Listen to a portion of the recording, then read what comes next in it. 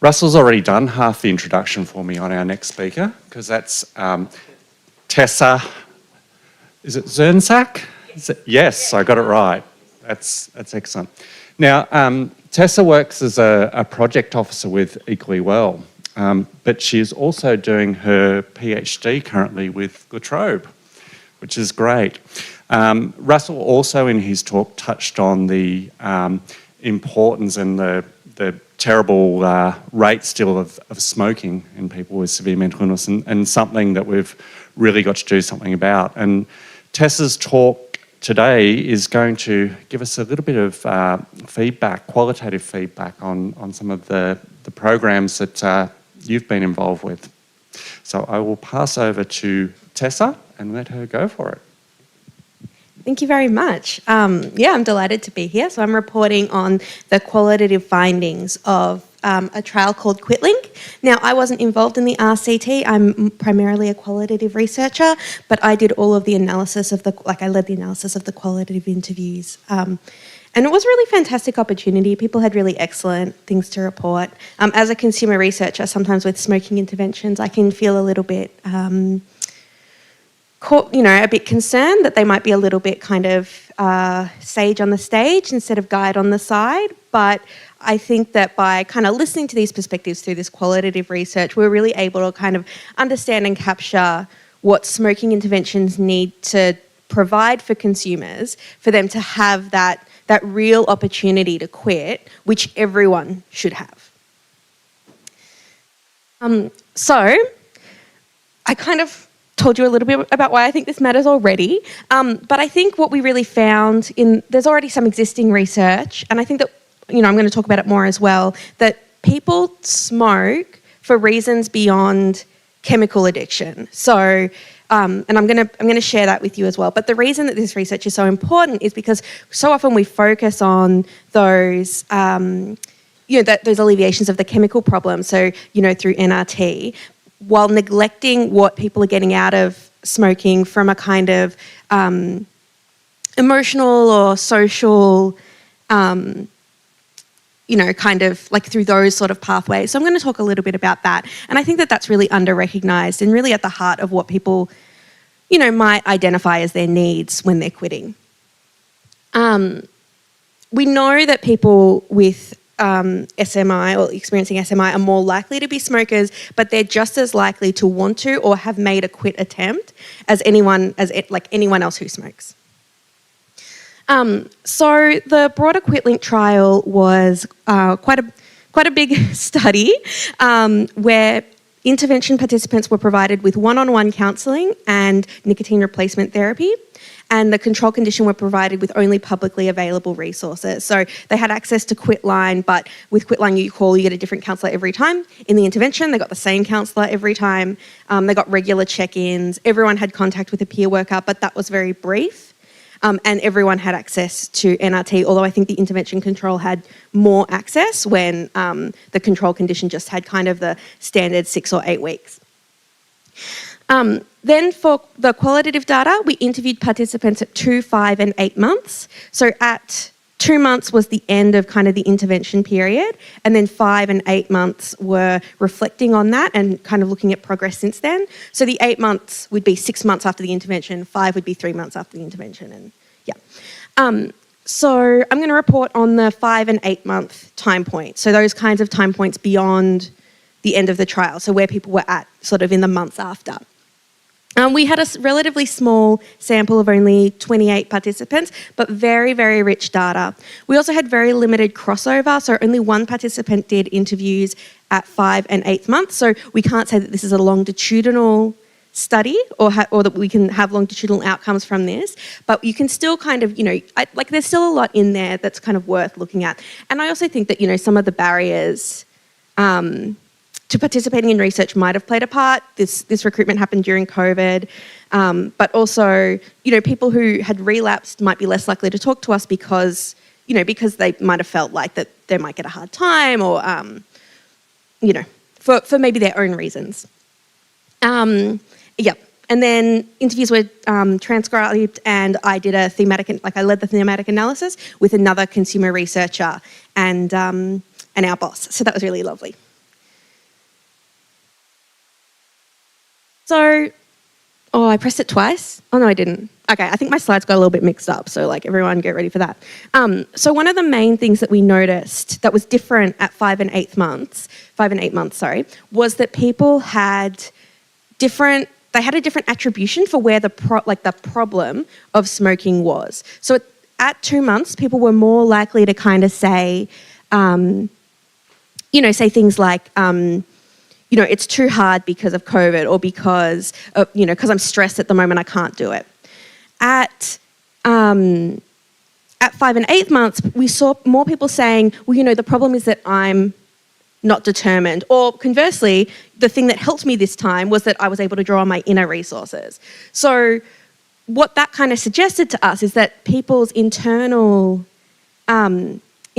resources were really, really important to the quit attempt, and that helping people to access those resources was paramount to being able to make and maintain a quit attempt.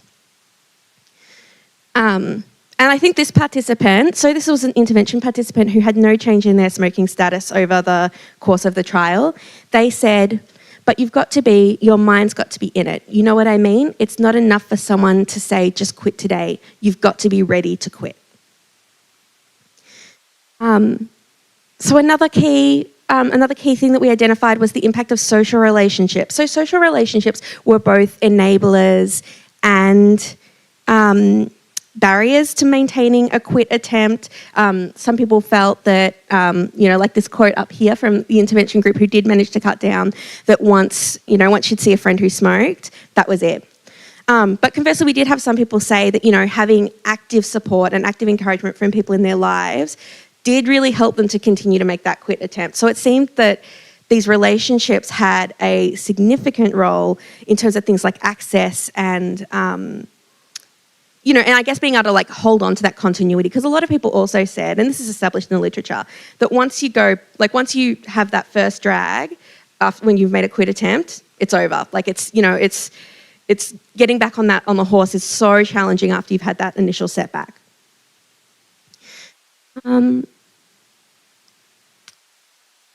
I think slides are out of order. That's fine. Okay, so we also found that clinicians were really significant in similar to the social relationship. So some people felt in our trial, that having clinicians that were supportive made a big difference. So one person, I was looking at the data this morning to kind of refresh. One person was saying that her doctor kind of, every so often would say, and how's the smoking going? Or how are you feeling about your smoking? And she didn't really feel ready to kind of make a quit attempt every time she was asked, but she knew, and she said this to us, she knew that when she was ready, she could go back and say that. When we had other people who kind of suggested that pushiness actually sort of, or being told that they should quit, actually put them off engaging with their clinician at all. And a lot of that, I think, had to do with feeling like they weren't understood, or feeling that clinician had a vision for them that wasn't consistent with their own vision for themselves. So this participant also said that their clinician was a bit ambivalent about their smoking. So I'm going to read it aloud. I love to read the quotes aloud. He had no concerns about me smoking, which I thought was unusual because normally they sort of discourage that sort of thing. He knows what I've gone through for the last 18 months too, so maybe he thought that smoking might help me mentally. Now, this is an attitude that we see a lot in the literature that clinicians have. It's too hard to quit smoking. They've got bigger fish to fry. Let's get the mental health thing to baseline, and then we'll start a quit attempt. That's actually quite prejudiced. There may never be a right time from a clinician's perspective to make a quit attempt. It's about what our data suggested from the very small sample size that we had is that internal readiness is far more important than what a clinician might identify as the right time. So it's about when that person is ready to make that attempt. And, they say that every cigarette you don't smoke is, helping you. So even failed quit attempts have a role in, those kinds of prevention and also to give people, some people would say things, I think maybe one or two people said that, they remembered they quit for 3 months once, and so, they could probably do that again. So it was kind of, they were able to sort of draw on those successes. So some consumers expressed to us, I think I saw participants and I was like, oh no, like my brain got a little scrambled, expressed that part of why they had agreed to be in the trial at all was because they wanted to know about the impact of smoking on their bodies, which was really interesting because so much of that information is publicly available. And we even had, so this participant was in the intervention cohort, but we had people in the control cohort who were only given publicly available information, thanking us for linking them into those services, which are supposed to be easily accessible and you know what I mean? So clearly something's going a little bit awry there.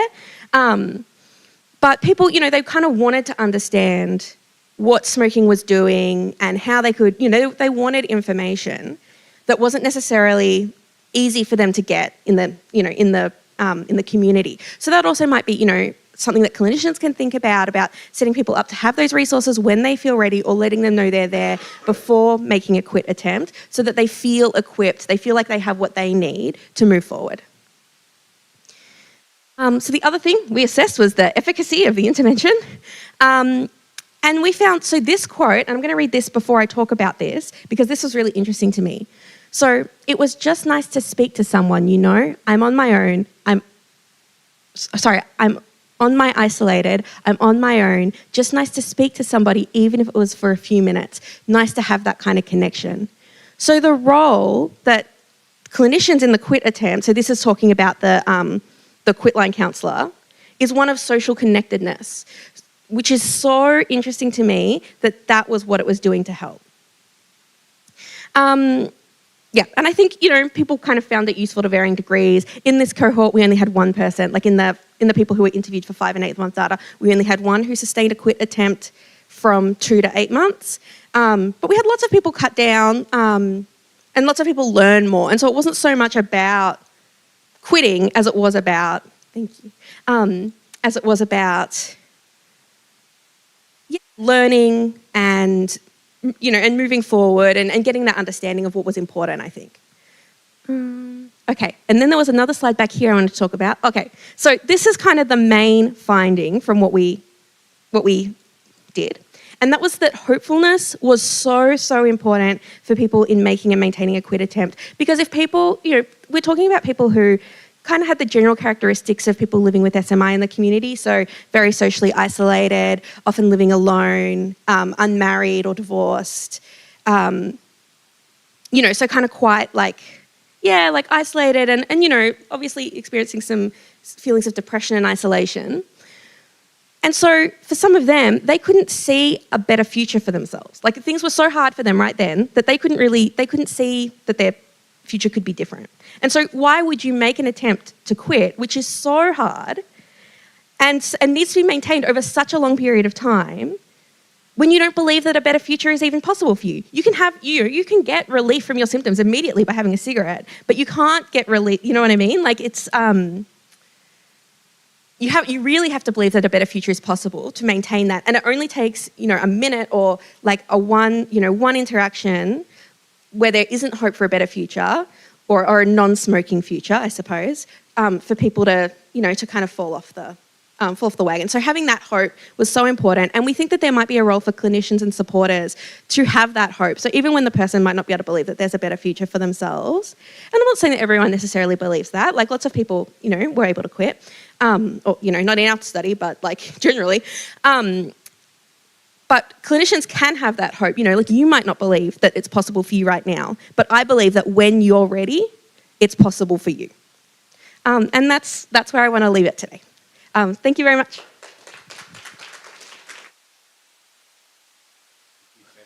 Fantastic presentation.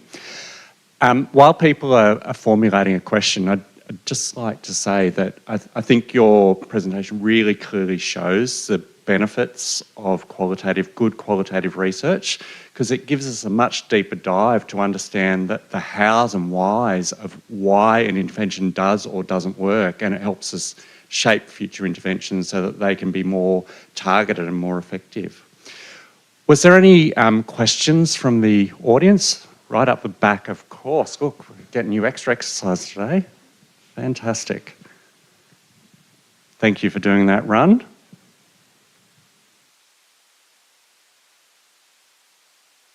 Go ahead. Mine's more of a comment, and I've seen a couple of Tessa's talks throughout the symposium, and I wanted to say how wonderful it is to see somebody like you up there on the stage doing your thing and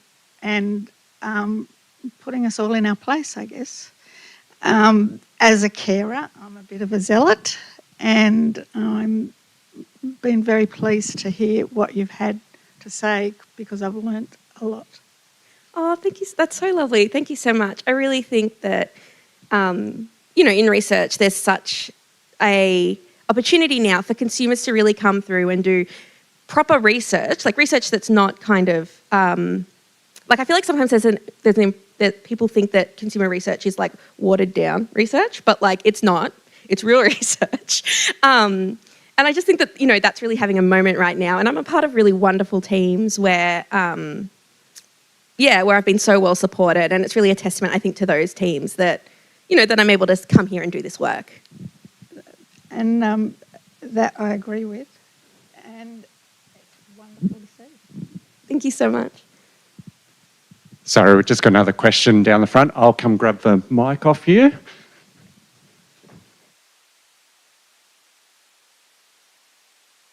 Try not to turn this into a Jerry Springer session.